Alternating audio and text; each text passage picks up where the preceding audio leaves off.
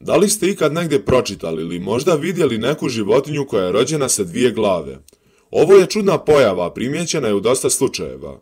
Kod nekih naroda ovo se smatra blagoslovom, dok se kod nekih smatra prokletstvom. Bilo kako bilo, sve ove životinje nose zajedničku stvar, a to je da izgledaju čudno. Predstavljam vam 5 najčudnijih slučajeva dvoglavih životinja.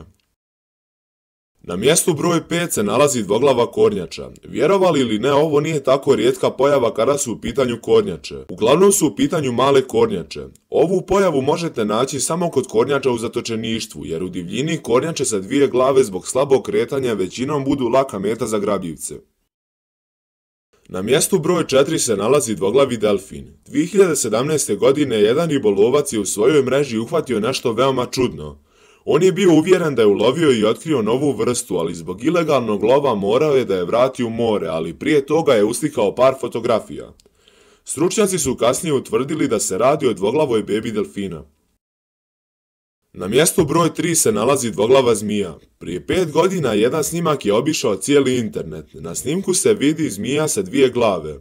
Iako su kružile priče kako se radi o fotomontaži, ovo je ipak stvarno. Ono što je najzanimljivije je to da je jedna glava pokušala da pojede drugu.